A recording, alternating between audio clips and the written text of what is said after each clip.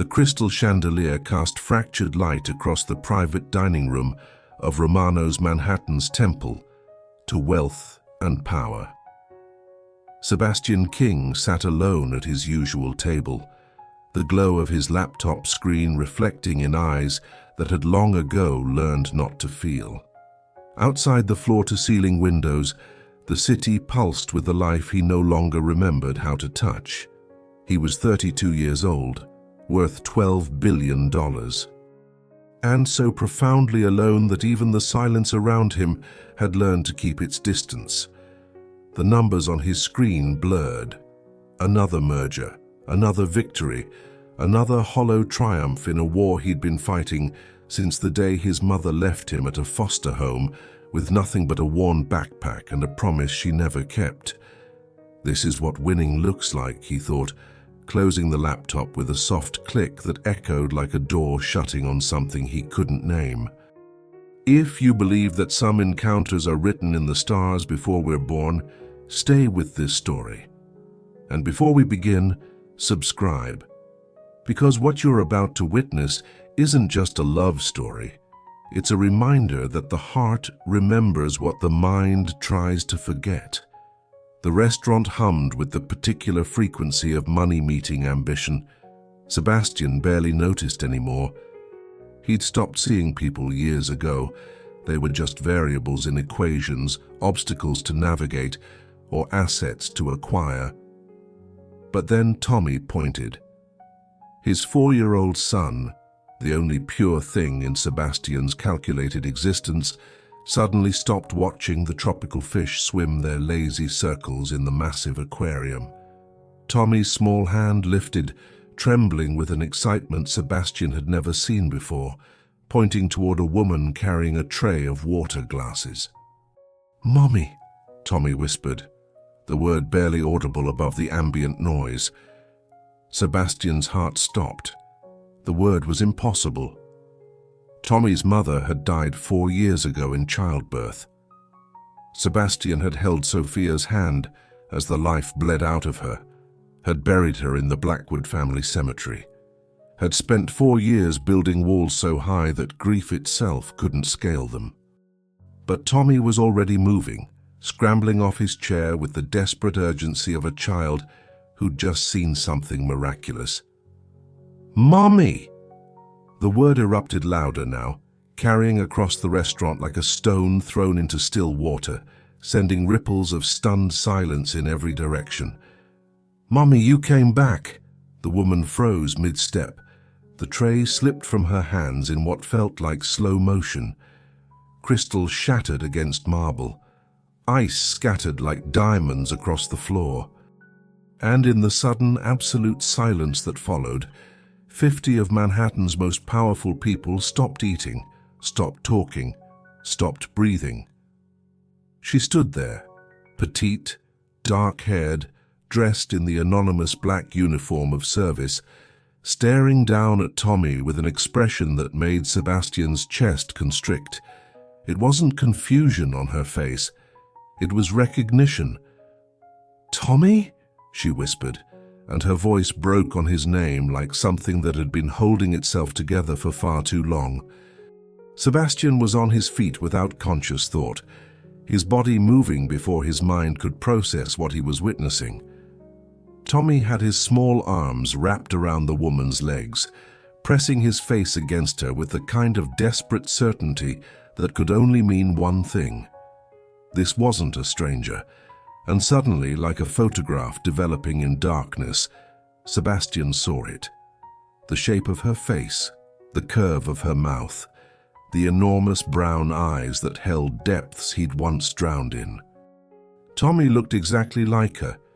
How had he never seen it before? How had he spent 4 years looking at his son and never noticed that Tommy had none of Sophia's Nordic features? Not her blonde hair, not her blue eyes, not the aristocratic bone structure that had graced magazine covers. Aria? The name escaped Sebastian's lips before he could stop it, pulled from a place deeper than memory. A place where he'd buried a 2-month affair that had burned brighter than anything in his carefully constructed life. a place where he'd locked away the guilt of loving someone who wasn't his wife, the shame of abandoning someone who'd made him feel human for the first time in years. She looked up, and when their eyes met across the ruins of the scattered glasses, Sebastian felt the ground shift beneath his feet. 5 years collapsed into a single breath. He was suddenly 27 again, sitting in a small Brooklyn cafe where no one knew his name or his net worth, where a beautiful waitress with kind eyes had asked him what he was reading, and they'd talked about Neruda's poetry until the cafe closed, where she'd made him laugh, actually laugh for the first time since his wedding day. "Sebastian," Aria breathed, and hearing his name in her voice unlocked something in his chest that he'd thought had calcified beyond repair. Every eye in Romano's was fixed on them now. Sebastian could feel phones coming out, recording this moment for the gossip sites and social media feeds. Tomorrow, this would be everywhere. The billionaire whose son had just called a waitress "mommy" in front of Manhattan's elite. But none of that mattered, because Tommy was looking up at Aria with tears streaming down his face, and she was looking down at him with an expression of such profound love and grief that Sebastian suddenly understood. Tommy wasn't Sophia's son, he was Aria's.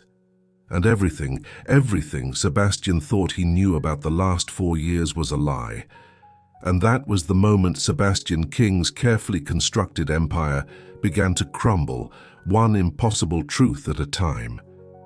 The private dining room felt smaller than it had moments ago, as if the walls were contracting around the three of them, Sebastian, Aria, and Tommy, caught in the center of a truth that was rewriting itself in real time. Sebastian had built his fortune on reading people, on seeing through deception, on calculating odds before anyone else saw the game being played.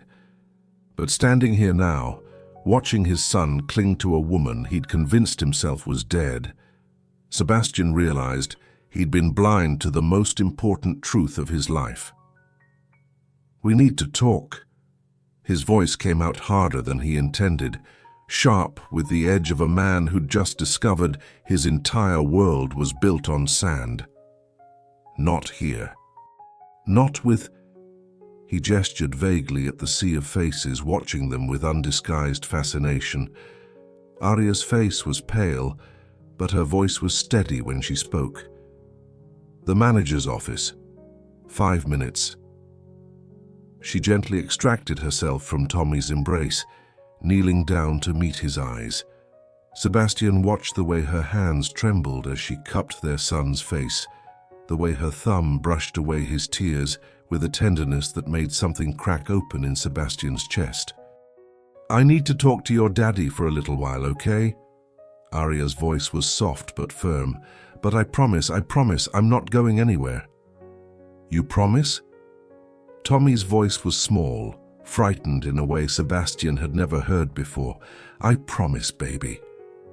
The word baby hung in the air between them. Sebastian had never called Tommy that. He'd used buddy and champ and all the safe masculine terms that kept a certain distance between them. But hearing Aria say it with such natural, aching tenderness made Sebastian realize how much of fatherhood he'd been doing wrong.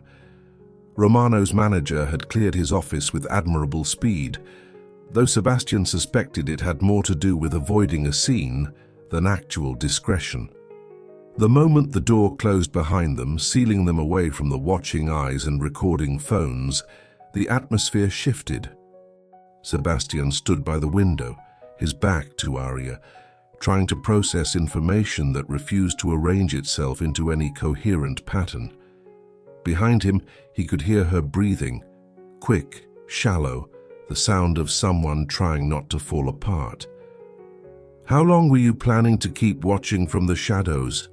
The question came out cold, prosecutorial. Sebastian had perfected that tone in 1,000 boardrooms, using it to strip away pretense and expose weakness. But when Aria answered, her voice didn't waver. as long as it took to make sure he was happy. Sebastian turned to face her. In the office's harsh fluorescent light, he could see details the restaurant's atmospheric lighting had softened. The fine lines around her eyes that spoke of sleepless nights. The way her server's uniform hung slightly loose on her frame, as if she'd recently lost weight. The way her hands were clasped so tightly in front of her that her knuckles had gone white. She looked exhausted and beautiful and utterly devastatingly real in a way that made every woman he'd dated since her seem like carefully constructed facades. "You gave birth to my son." Sebastian's voice was quieter now, but no less intense. "You went through labor alone, came out of it somehow, and then what? Decided I wasn't worthy of knowing. Decided Tommy didn't deserve to have a mother." "I died, Sebastian." Aria's composure finally cracked, her voice rising with 4 years of suppressed anguish. "Or at least I was supposed to. 36 weeks pregnant, hemorrhaging so badly the doctors told me to say goodbye. I was terrified, not of dying, but of leaving Tommy alone in the world with no one who would love him the way he deserved to be loved." She took a shaky breath, and Sebastian saw her fighting for control. "So I called your house. I figured if I was going to die anyway, you deserved to know you had a son. But your wife answered instead." The words hit Sebastian like a physical blow. Sophia knew. Sophia knew everything. Aria's eyes were bright with unshed tears, but her gaze was unflinching. "I told her about us, about the baby, about how I was probably going to die and leave Tommy with no one. And instead of hanging up on me or calling me names or doing any of the things I expected, she offered to help." Sebastian's mind was racing, trying to reconcile this information with the woman he'd been married to. Sophia had been many things: elegant, intelligent, perfectly suited to the role of billionaire's wife, but he'd never thought of her as particularly compassionate. Their marriage had been more partnership than passion, a merger of families and fortunes that had satisfied everyone except the two people actually in it. What kind of help? The kind where she showed up at the hospital while I was in surgery, held Tommy while the doctors fought to save my life, and then registered him as her own child. Aria's voice was steadier now, as if telling the story was somehow anchoring her. When I woke up, she was sitting by my bed with Tommy in her arms, and she told me she had a plan. A plan? Sebastian's laugh was hollow. Of course she did. Sophia always had a plan. She told me she would give Tommy everything. The best education, the best opportunities, a father who would protect him from the kind of childhood you'd survived. Aria's eyes searched Sebastian's face. She said she would love him like her own, and in return I would disappear. No contact, no claims, no complications. And you agreed to that? Sebastian heard the accusation in his own voice and hated himself for it. You just gave away our child to save my marriage? I gave away our child to save his life. Aria's composure shattered completely. Do you have any idea what it's like to be 23 years old, working 2 minimum wage jobs, living in a studio apartment the size of your closet? I looked at Tommy, this tiny, perfect human being, and I knew that keeping him meant condemning him to the same poverty I'd grown up in, the same uncertainty, the same closed doors. She wiped her eyes roughly with the back of her hand, leaving a streak of mascara across her cheek. Sophia offered him stability, security, you. And I honestly thought that loving him meant letting him go. Sebastian felt something shift in his chest, a softening he couldn't afford but couldn't prevent. He'd spent years judging people by their choices without ever considering the context that had forced those choices. Now, looking at Aria's tear-stained face, he saw not weakness or deception, but a kind of courage that made his own accomplishments feel small and hollow. "But Sophia died 6 months later," Sebastian said quietly. "Why didn't you come forward then?" Aria's laugh was broken. "Because I was terrified. Terrified you would hate me for the deception. Terrified you would take Tommy away completely. Terrified that a poor girl from Brooklyn with no legal rights and no resources couldn't fight a billionaire for custody." She met his eyes. "I had no proof he was mine, Sebastian. Sophia had erased me from every record. As far as the law was concerned, I didn't exist. So instead you became a waitress at the one restaurant where you knew I'd bring him. I became a waitress at the one place where I could see my son sometimes, where I could watch him grow up from a distance, where I could make sure he was safe and loved and happy." Her voice dropped to barely above a whisper. "Do you know what it's like to serve water to your own child and have him not know who you are?" The question hung between them, unanswerable and unbearable. Sebastian thought about all the times he'd brought Tommy to Romano's, never noticing the woman who always seemed to be assigned to their table, never seeing the way she watched Tommy with hungry eyes, never recognizing in his son's face the echo of a woman he'd once loved more than he'd admitted, even to himself. "I should have tried harder to find you."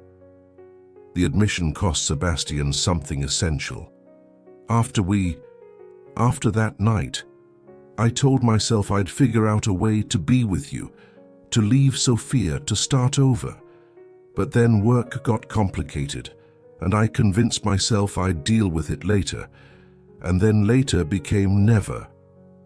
And I convinced myself you'd forgotten about me. Aria's smile was sad.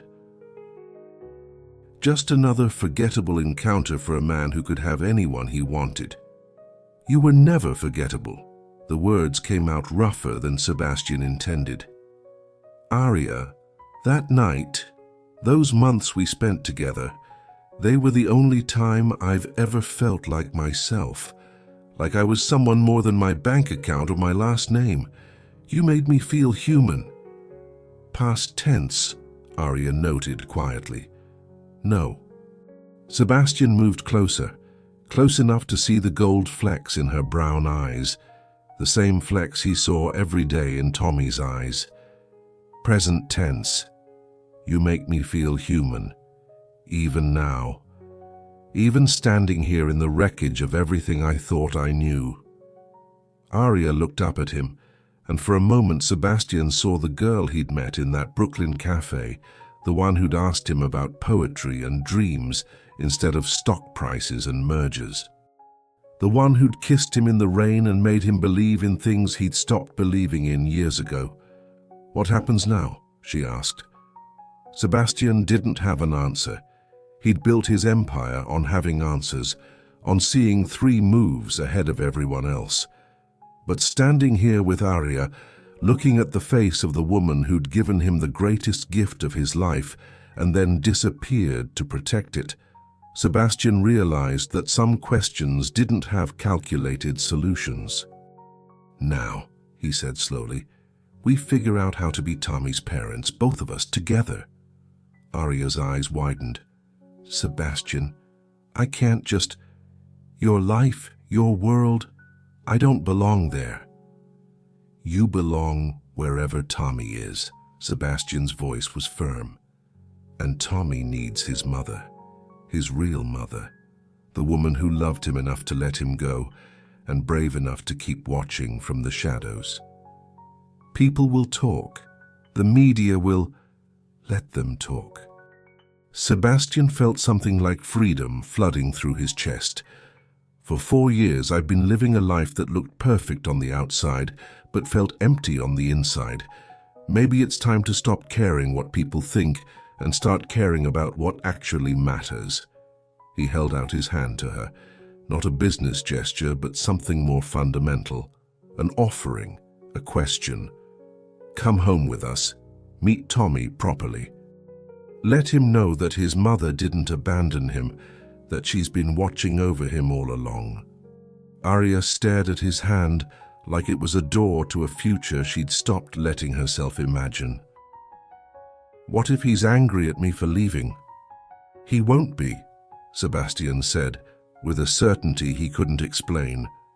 Because he spent 4 years somehow remembering you, because even at 4 years old, he recognized his mother's love. Slowly, hesitantly, Arya placed her hand in Sebastian's. Her fingers were cold and trembling, but her grip was strong. "Okay," she whispered, "okay." As they walked back to the private dining room where Tommy was waiting, Sebastian felt the weight of the past 4 years beginning to lift. There would be complications ahead. Legal battles, media scrutiny, questions about Sophia's deception that he wasn't ready to answer. But looking down at Arya's profile, seeing the hope and fear warring in her expression, Sebastian knew one thing with absolute certainty. Some families are born, some are built, and some are found in the ruins of everything you thought you knew about love. The penthouse felt different with Arya in it. Sebastian watched her from across the living room as she stood by the floor-to-ceiling windows, taking in the view of Central Park stretching out below like an emerald kingdom. She hadn't said much during the car ride home, just held Tommy's hand while their son chatted excitedly about finally having his real mommy back. Now Tommy was showing her his room, his voice carrying down the hallway in an endless stream of 4-year-old enthusiasm.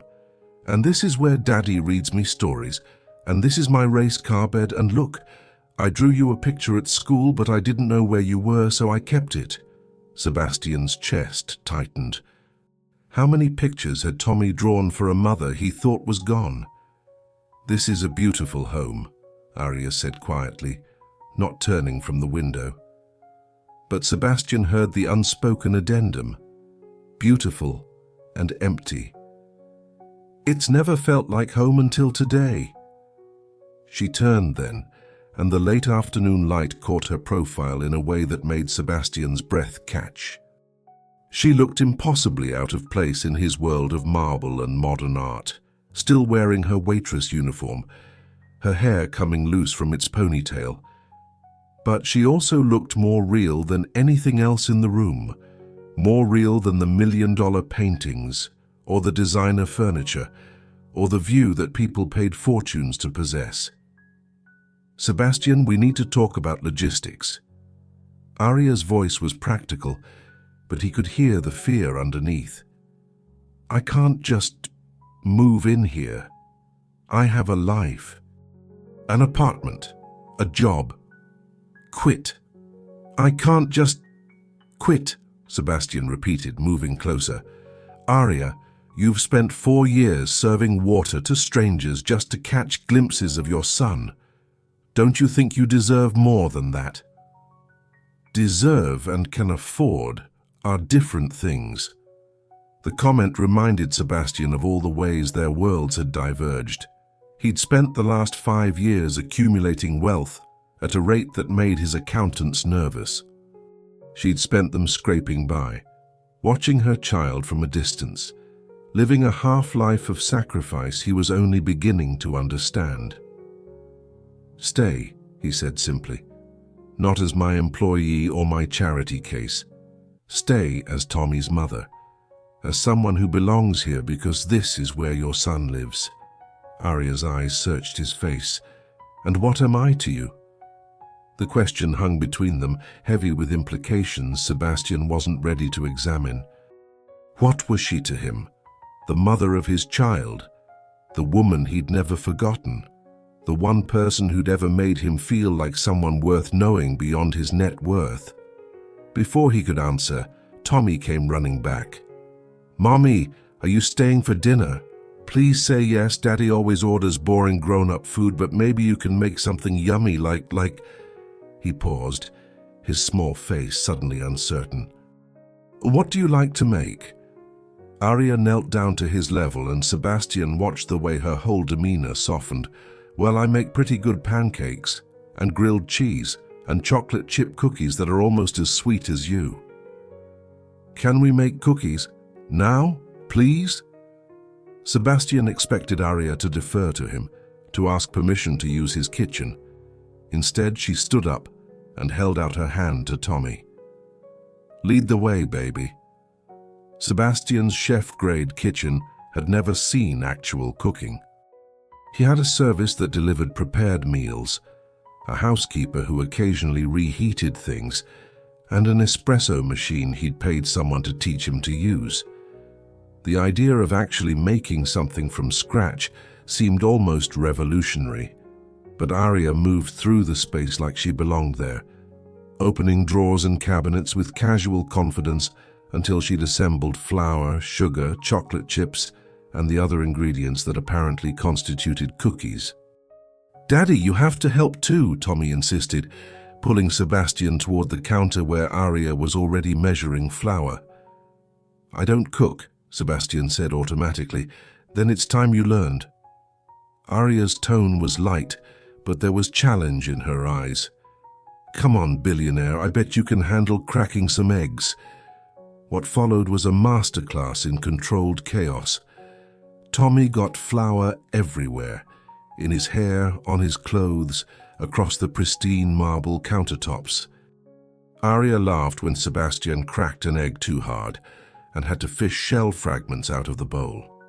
They worked together in a way that felt both foreign and fundamentally right, creating something simple and sweet, and utterly unlike anything that had ever existed in this apartment before. "Okay, baby, can you stir this while Daddy and I talk?" Aria handed Tommy a wooden spoon and a bowl of dough, then pulled Sebastian aside.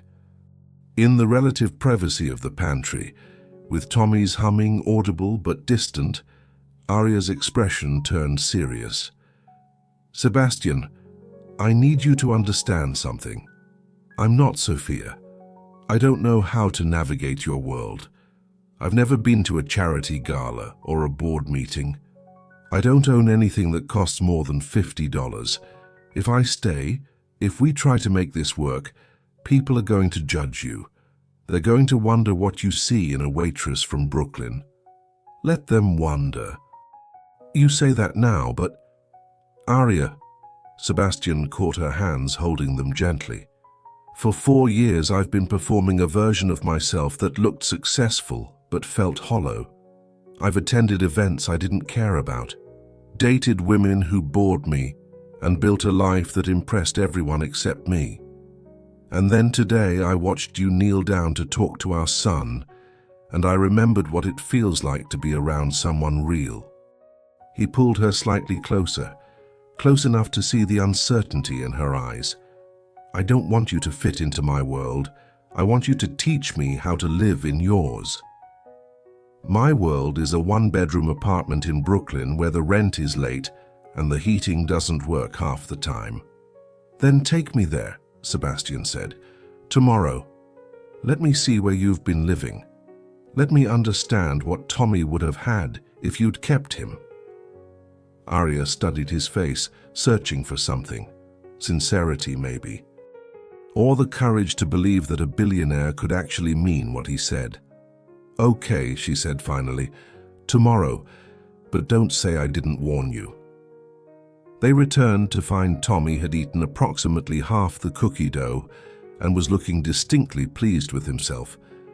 Aria pretended to be scandalized, Sebastian pretended to be stern, and Tommy giggled in a way that made both adults exchange glances of pure, uncomplicated joy. This, Sebastian thought, as they slid the cookies into the oven. This was what he'd been missing. Not the cooking itself, but the togetherness, the easy collaboration, the sense that they were building something small and simple and infinitely precious. Not an empire or a fortune or a legacy, just cookies. And somehow that felt more meaningful than anything Sebastian had accomplished in years. When the cookies came out of the oven, golden and fragrant, Tommy insisted they all sit on the floor to eat them. So Sebastian King, who'd built a $12 billion empire, who commanded boardrooms and controlled markets, sat cross-legged on his expensive hardwood floor, eating warm chocolate chip cookies with his son and the woman who'd given birth to him. "Mommy," Tommy asked through a mouthful of cookie, "are you going to live here now, forever?" Arya glanced at Sebastian, and in that glance he saw all her uncertainty, all her fear, all her desperate hope that this moment might somehow last. "I don't know about forever, baby," she said gently. "But I'm here now, and I promise, no matter what happens, you'll always know where to find me." "But I want you here," Tommy insisted with 4-year-old logic, "with me and Daddy, like a real family." Sebastian watched Arya's face as she absorbed the word family, saw the way it made her eyes bright with tears she refused to let fall. "We are a real family," Sebastian said quietly. "We're just figuring out what that looks like." Later that night, after Tommy was asleep and Arya was staying in the guest room Sebastian had hastily prepared, he stood in his home office, staring at the city lights and wondering how his carefully controlled life had been upended so completely in a single day. His phone buzzed with increasingly frantic messages from his publicist, his board members, his social circle. Everyone wanted to know about the scene at Romano's. Everyone had questions about the waitress and the child and the implications for King Industries. Sebastian silenced his phone and poured himself a scotch he didn't drink. Down the hall, Arya was probably lying awake in an unfamiliar bed, wondering if she'd made a terrible mistake. And in the room between them, Tommy was sleeping more peacefully than he had in months, finally whole in a way Sebastian was only beginning to understand. Tomorrow, Sebastian would enter Arya's world. And nothing, not his wealth, his power, or his carefully constructed defenses, would prepare him for what he found there. The subway car rattled through the darkness, and Sebastian King felt more exposed than he'd ever felt in a boardroom full of hostile investors. He'd insisted on taking public transportation to Arya's apartment, against the protests of his driver, his security team, and every instinct that told him billionaires didn't ride the train. But Arya had looked at him with those steady brown eyes and said, "If you want to understand my world, this is how we start." So here he was, surrounded by people who didn't recognize him or care about his net worth, holding a subway pole that countless strangers had touched before him, feeling more human than he had in years. Arya stood beside him, one hand holding Tommy's, the other gripping the pole with practiced ease. She belonged here in a way Sebastian never would, comfortable in the press of bodies, unbothered by the noise and smell and chaos of it all. "You okay?" she asked, and there was amusement in her voice. "Fine," Sebastian lied. Tommy giggled. "Daddy looks scared." "I'm not scared, I'm just adjusting." "It's okay to be scared," Arya said quietly. "This is all new to you. It's been my normal for years, but that doesn't make it easier the first time." The train lurched, and Sebastian stumbled slightly. Arya's hand shot out to steady him, her touch brief but grounding. In that moment, pressed close in the crowded car, their son between them, heading toward a life he couldn't imagine, Sebastian felt something shift in his chest. This was what he'd been searching for without knowing it. Not comfort, but connection. Not isolation at the top, but belonging somewhere real. Arya's apartment building was a walk-up in Crown Heights, wedged between a bodega and a laundromat. The hallway smelled like cooking spices and old carpet, nothing like the sterile, climate-controlled air of Sebastian's penthouse. "It's not much," Arya said as she unlocked the door, and Sebastian heard the defensiveness underneath. "But it's mine." The apartment was a studio barely larger than his closet.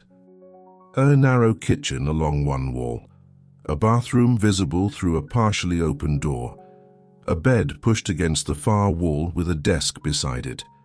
Every inch of space was utilized with the kind of efficiency that came from necessity rather than choice. But what struck Sebastian most were the photographs. They covered nearly every surface: the walls, the desk, the small bookshelf, and every single one was of Tommy. Tommy as a newborn, impossibly tiny. Tommy at 6 months, grinning a toothless grin. Tommy on his first birthday, his face covered in cake. Tommy at 2, at 3, at 4, a complete visual record of a childhood Arya had witnessed only from a distance. "You've been documenting his life," Sebastian said quietly. "I had to." Arya's voice was thick with emotion. "I missed so much. His first word, his first steps, all those little moments that make up a life. The photographs were the only way I could feel close to him." Sebastian moved closer to the wall, studying the images. Some were clearly taken from a distance, grainy shots captured on a phone camera from across a restaurant or park. Others were pulled from social media, pictures Sebastian himself had posted, never knowing his son's mother was saving every single one. "There's more," Arya said, opening a drawer in her desk. Inside were journals, dozens of them, their covers worn from handling. She pulled one out and opened it to a random page, and Sebastian saw neat handwriting covering every inch of space. "Today I saw Tommy at the park. He was wearing a blue jacket and he fell off the swing but didn't cry. He's so brave, just like his father. I wanted to run to him to make sure he was okay, but I could only watch from behind the trees. He got up and laughed and I cried the whole way home." The entry was dated 2 years ago. "I wrote to him every day," Arya explained, her voice barely above a whisper. "Every memory I couldn't make with him, every moment I had to witness from a distance, I wrote it all down. I thought, maybe someday I could give these to him, so he'd know I was always there, even when he couldn't see me." Sebastian felt something crack open in his chest, a grief so profound it took his breath away. And while he'd been living in luxury, raising their son in comfort and security, Arya had been here in this tiny apartment, documenting a life she couldn't touch, loving a child she couldn't hold. "Why didn't you fight for him?" The question came out harsher than Sebastian intended. "When Sophia died, you could have come forward. You could have..." "Could have what?" Arya's composure finally broke, years of suppressed anguish flooding to the surface. "Could have hired lawyers I couldn't afford? Could have fought a custody battle against a billionaire? Could have ripped Tommy away from the only father he'd ever known?" She turned away, her shoulders shaking with silent sobs. "I thought about it every single day, Sebastian. Every morning I woke up in this place that felt like a prison, and I thought about all the ways I could try to get him back. But every scenario ended the same way, with Tommy traumatized, you angry, and me with even less access to my son than I already had." Sebastian wanted to argue, to say she should have tried anyway, that he would have understood. But standing here in her apartment, seeing the evidence of her 4-year vigil, he understood the impossible position she'd been in. She'd been trapped between loving Tommy enough to let him go and loving him too much to stay away completely. "I'm sorry," Sebastian said quietly. "I'm sorry I made you feel like you had no other choice." Arya wiped her eyes, trying to regain control. "It's not your fault. You didn't even know..." "I should have known." Sebastian moved closer, forcing her to meet his eyes. "I should have noticed that Tommy looked nothing like Sophia. I should have questioned the medical records. I should have..." His phone rang. shattering the moment. Sebastian glanced at the screen and felt his stomach drop. James Patterson, his head of security. The man never called unless something was seriously wrong. "I need to take this," Sebastian said, stepping into the hallway. "Mr. King," Patterson's voice was tense. "We have a situation. I just received a call from Marcus Blackwood." Sebastian's blood ran cold. Marcus, Sophia's older brother, the surgeon, the man who'd always treated Sebastian like an interesting acquisition rather than family. "What does he want?" "He wants to meet with you. Today. He says it's about your son's paternity, and he strongly suggests you come alone." Patterson paused. "Sir, I don't like this. The Blackwood family has been very quiet since Sophia's death, and now suddenly Marcus is calling with urgent requests. Something's not right." Sebastian thought about the photographs on Aria's wall, the journals filled with a mother's love, the 4 years of secrets that were finally coming to light. "Set up the meeting," Sebastian said, "but have someone watching. I want to know what I'm walking into." When he returned to the apartment, Aria was showing Tommy her collection of books, worn paperbacks stacked in careful rows, most of them poetry and classic literature. "Everything okay?" she asked, reading the tension in his face. "I need to meet with Sophia's brother. He says he has information about Tommy." Aria went pale. "Sebastian, the Blackwood family. They were the ones who helped Sophia fake the birth records. If Marcus is reaching out now—" "I know." Sebastian pulled her aside, lowering his voice so Tommy wouldn't hear. "Stay here with Tommy. Don't go back to the penthouse. Don't answer calls from numbers you don't recognize. Just stay safe until I figure out what's going on." "You think they're going to try something?" "I think the Blackwood family has been hiding something for 4 years, and now that the truth is coming out, they're scrambling." Sebastian cupped her face gently. "Promise me you'll be careful." "I promise. But Sebastian, please be careful too. These people, they're not like you. They don't play by the same rules." Sebastian kissed her forehead, a gesture of comfort and protection that felt both natural and terrifying in its intimacy. Then he knelt down to Tommy's level. "Daddy has to go take care of some work, buddy. You stay here with Mommy, okay? Are you coming back?"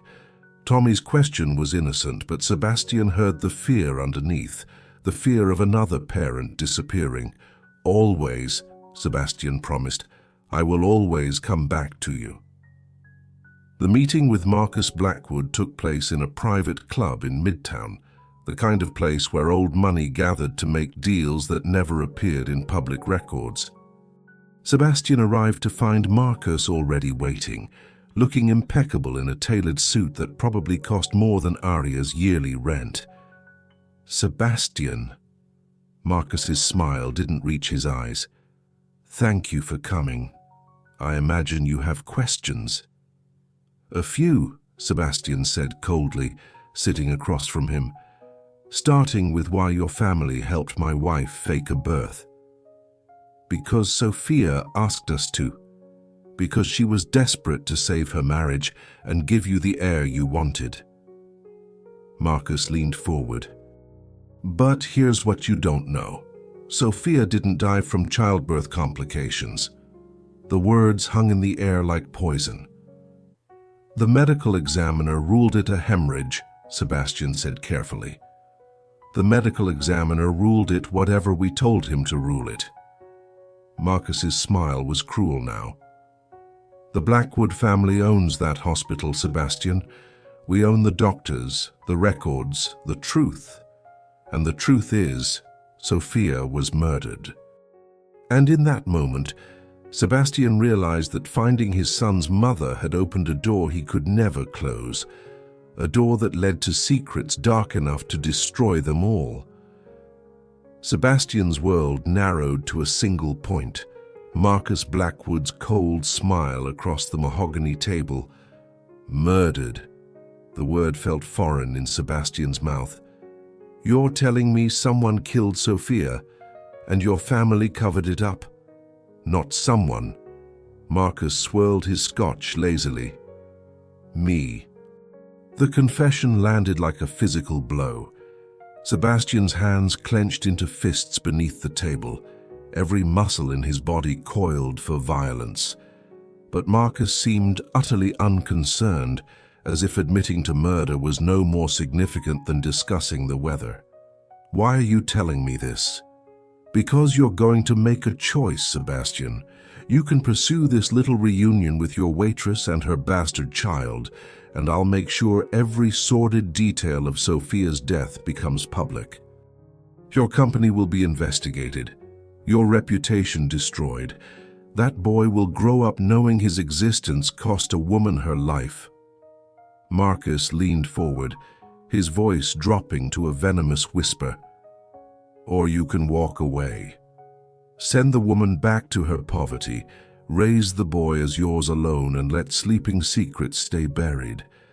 The Blackwood family will continue our investments in King Industries, and everyone wins. Sebastian's mind raced through possibilities, each one darker than the last. You killed your own sister to keep the adoption secret. I killed my sister because she was weak. She was starting to have guilt about separating the boy from his real mother. She was talking about coming clean, about reuniting them. Marcus's face hardened. The Blackwood family doesn't tolerate weakness. And if I go to the police with this confession, you won't. Marcus pulled out his phone, showing Sebastian a photograph. It was Aria and Tommy, taken just this morning on the subway. Because I have people watching them right now. One phone call and they disappear. Permanently. The threat was clear, absolute, and utterly believable. Sebastian had spent years learning to negotiate, to find leverage, to turn bad situations into winning positions. But sitting across from a man who'd murdered his own sister and was now threatening Sebastian's family, he realized some battles couldn't be won through cleverness alone. What do you want? Sebastian asked quietly. I want you to choose, Sebastian, the empire you've built or the family that will destroy it. Sebastian left the club feeling like he was drowning in air. The city moved around him, people rushing to appointments, living their normal lives, while he carried the weight of an impossible choice.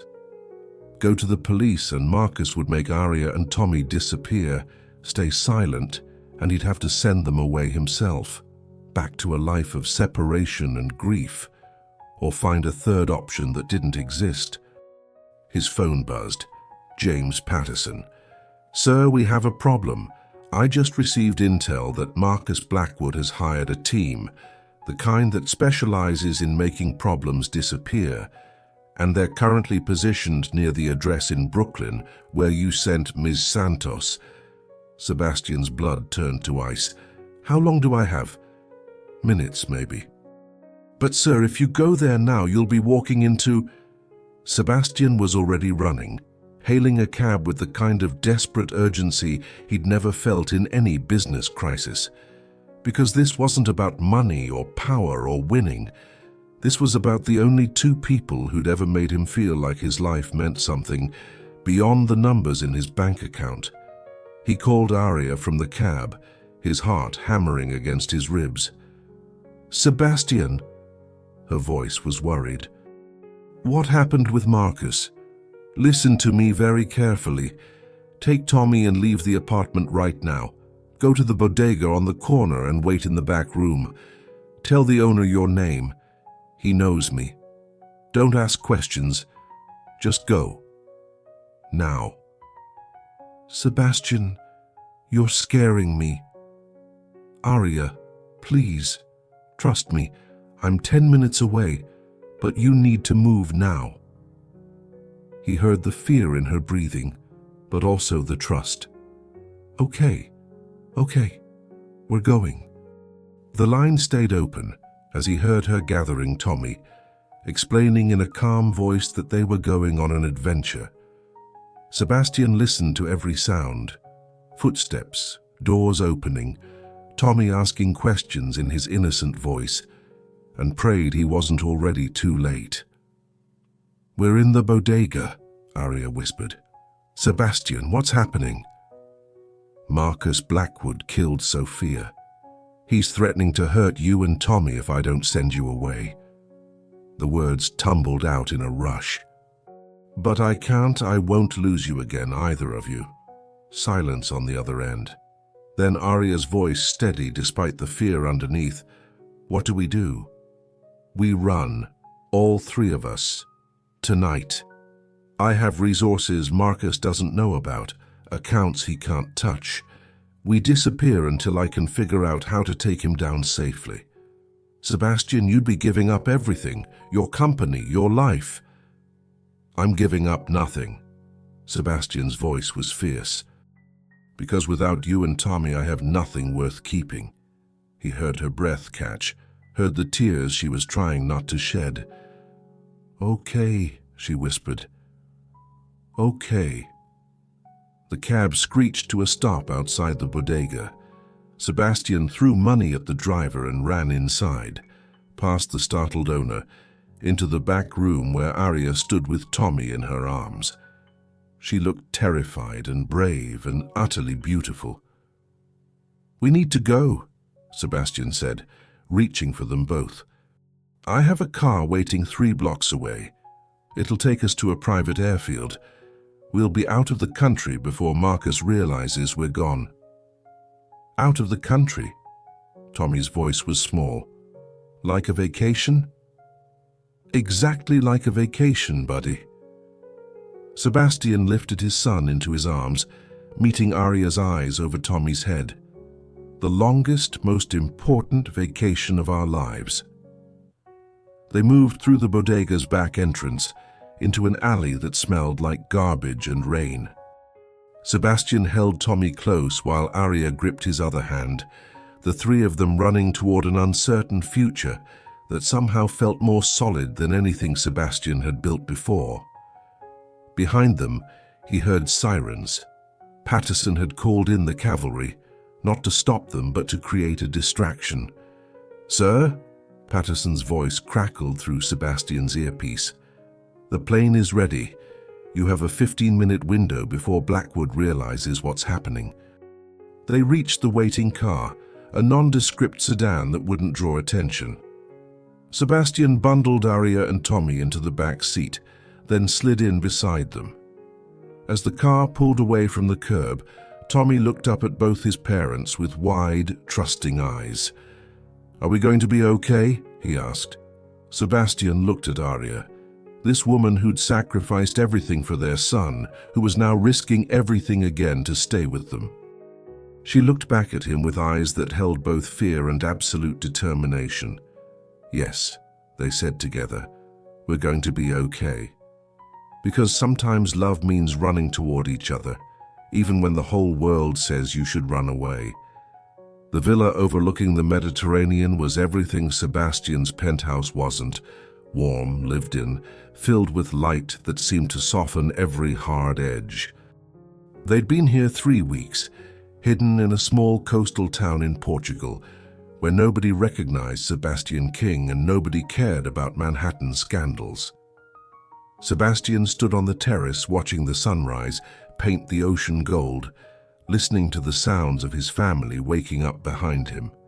Arya's soft footsteps, Tommy's sleepy questions, the ordinary music of a life he'd never imagined wanting. "Coffee?" Arya appeared beside him, holding 2 cups. She wore one of his old shirts and nothing else, her hair loose around her shoulders. She looked more beautiful than any woman in any designer gown he'd ever seen. "Thank you." He took the cup, their fingers brushing in a way that still sent electricity through him. 3 weeks. That's all it had been since they'd fled New York. But in that time, something fundamental had shifted. Without his empire to manage, without his public image to maintain, Sebastian had discovered who he actually was beneath all the armor he'd built. He was a man who made terrible pancakes but loved trying. A man who could spend hours building sandcastles with his son. A man who'd learned that the best conversations happened not in boardrooms, but on walks along the beach at sunset. "You're different here," Arya said quietly, echoing his thoughts. "Better or worse? Just real." She leaned against the terrace railing, studying his face. The Sebastian I met 5 years ago was searching for something he couldn't name. The Sebastian in New York was hiding behind success. But this Sebastian... She touched his chest, right over his heart. "This one knows what matters." Sebastian covered her hand with his. "I spent 32 years building walls. You tore them all down in 3 weeks." "No." Arya's smile was soft. "You tore them down yourself. I just gave you a reason to." Behind them, Tommy appeared in the doorway, dragging his stuffed bear. "Are we having beach day?" "Every day is beach day here, buddy." Sebastian lifted his son into his arms, feeling the solid weight of him, the trust in how Tommy nestled against his shoulder. This was wealth, Sebastian thought. Not the billions in accounts he'd frozen and hidden, not the empire he'd walked away from. This simple morning with the 2 people who made his life mean something, this was the only fortune that mattered. Later that morning, while Tommy played in the shallow waves under Arya's watchful eye, Sebastian's encrypted phone buzzed. James Patterson, using the secure line. "Sir, I have news. The FBI raided the Blackwood Medical Group offices this morning. Marcus Blackwood is in custody." Sebastian felt something tight in his chest finally release. How? Turns out Sophia kept records. Detailed documentation of everything her family did. The falsified birth certificates, the financial fraud, even her suspicions about her brother's intentions. She left them with her personal lawyer with instructions to release them if anything happened to her. "She knew," Sebastian said quietly. "She knew her own family might kill her." "Yes, sir. And she made sure the truth would come out eventually." Patterson paused. "You're safe to come home now, all of you."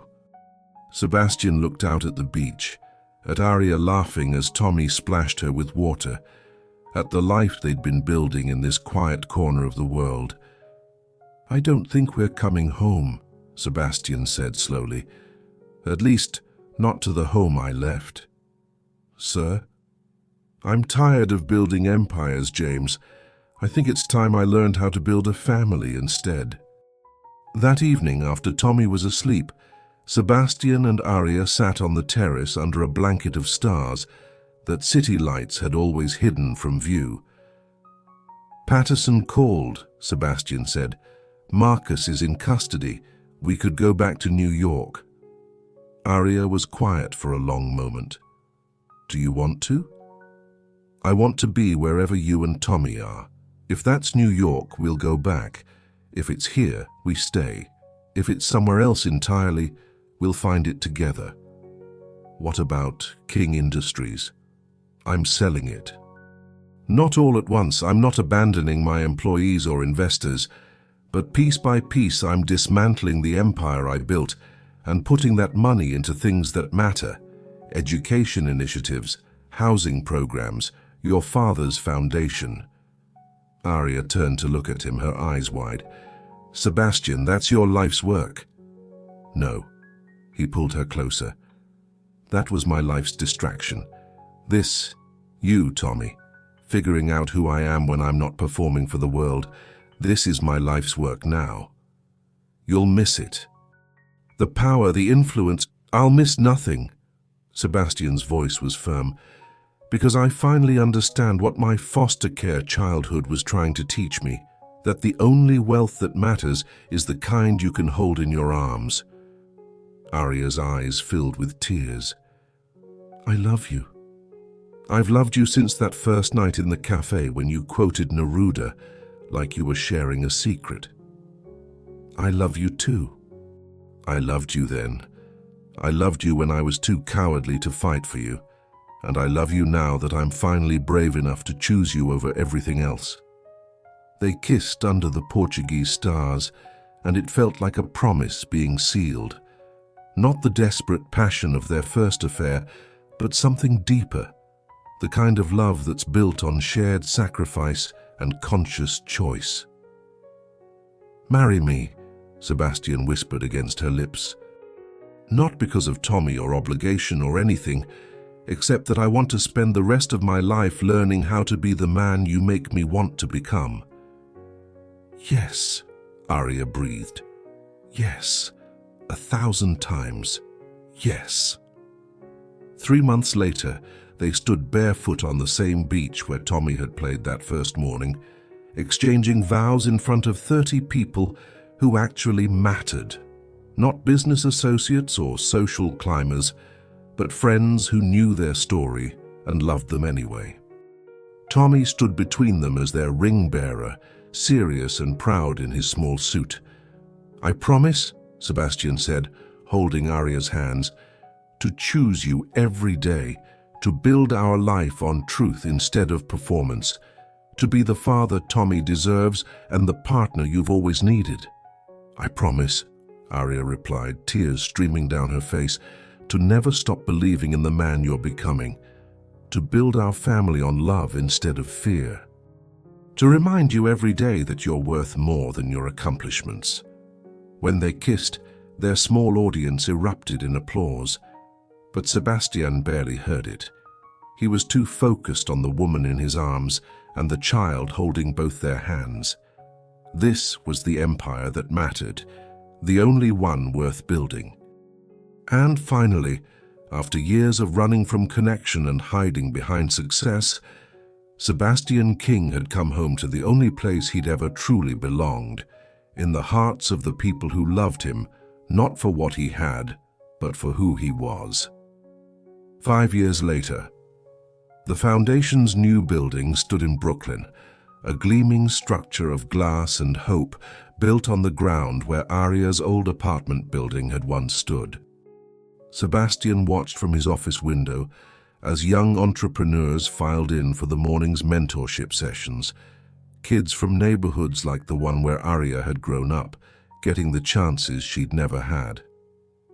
Mr. King Castellano, his assistant poked her head in. Your family is here. Sebastian smiled at the hyphenated name he'd legally adopted 3 years ago, honoring both his wife and the father-in-law he'd never met, but whose legacy he was determined to restore. Arya appeared in the doorway, her hair shorter now, wearing the professional confidence of someone who'd found her purpose.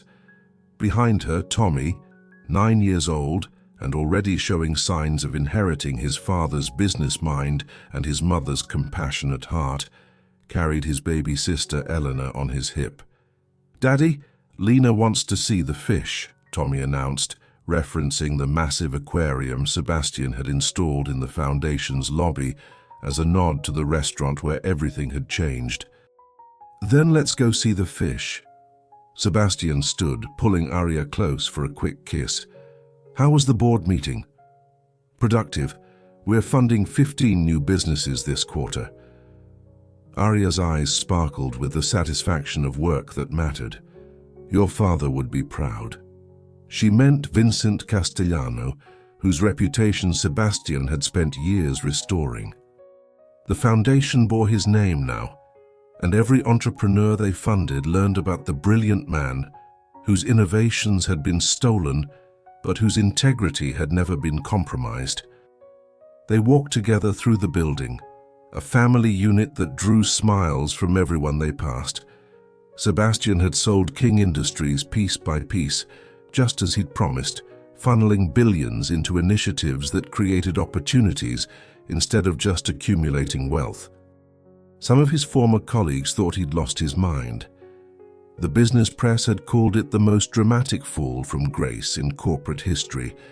But standing here now, watching Tommy teach Elena to count the colorful fish.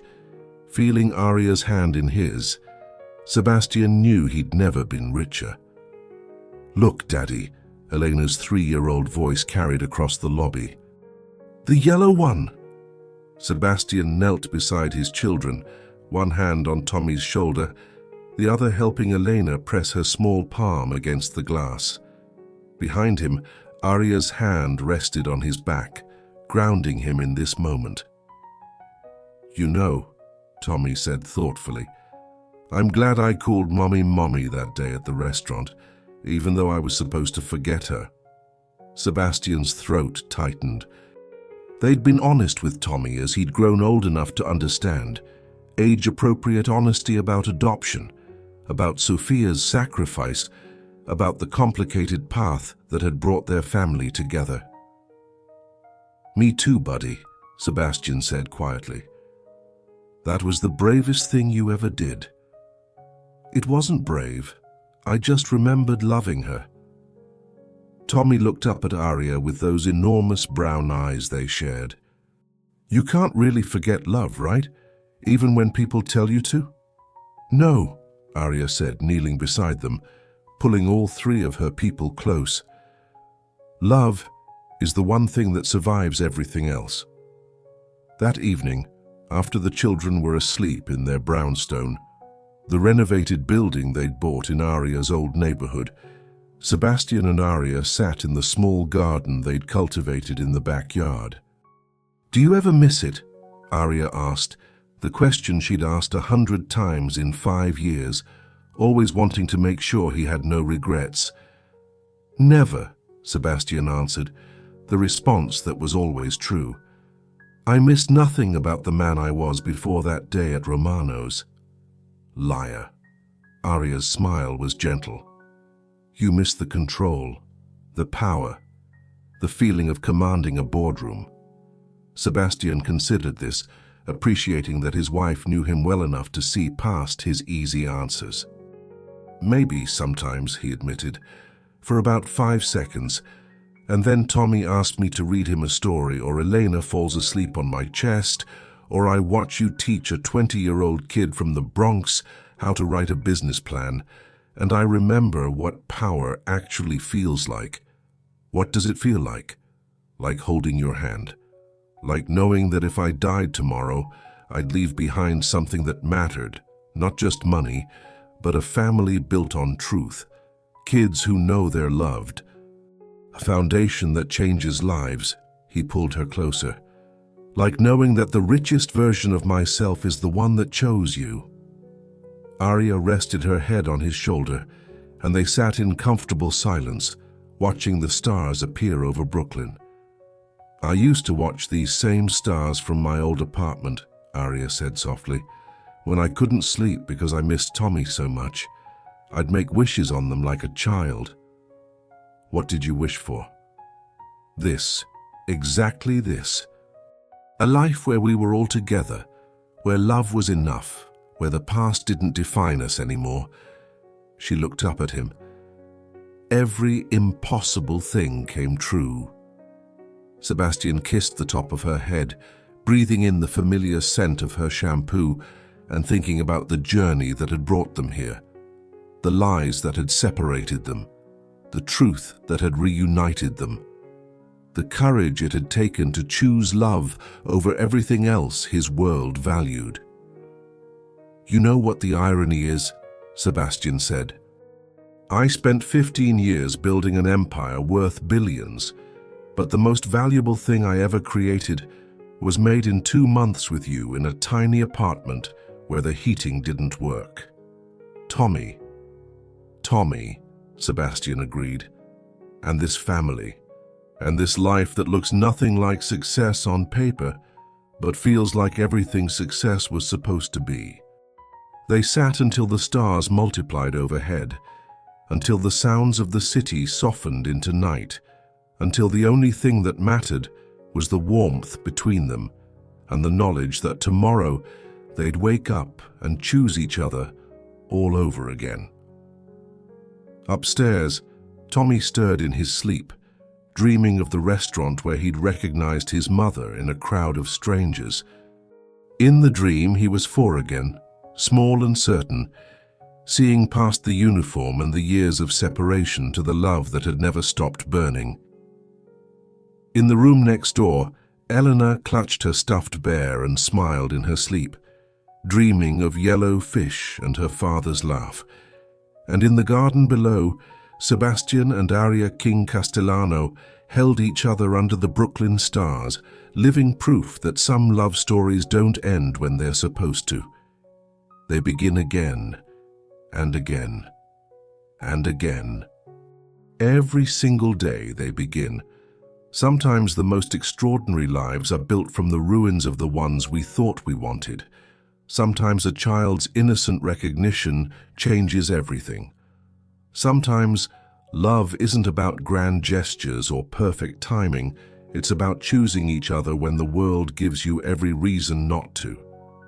This is the story of a billionaire who learned that wealth without love is poverty, of a mother who discovered that sacrifice and presence can coexist, of a child whose heart remembered what his mind had been told to forget, and of a family that proved the only empire worth building is the one you create in the hearts of the people who know your worst moments and love you anyway.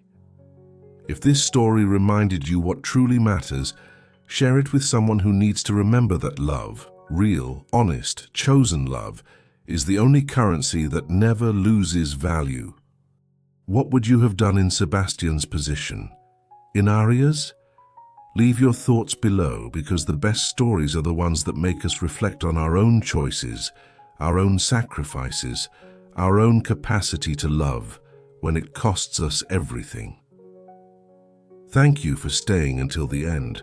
Subscribe for more stories that prove the heart always knows what the mind takes years to understand.